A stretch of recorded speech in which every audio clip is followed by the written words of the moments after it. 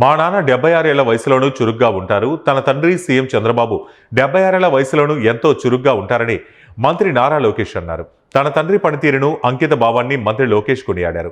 ఒక్కరోజు కూడా జ్వరంతో ఇంట్లో పడుకున్నట్లు తనకు గుర్తులేదని తెలిపారు. ఆయన ఎప్పుడూ అలసటగా ఉందని లేదా ఆరోగ్యం బాగాలేదని చెప్పడం తాను చూడలేదన్నారు. కష్టపడాలిరా అని ఎప్పుడూ తమను ప్రోత్సహిస్తుంటారని చెప్పారు.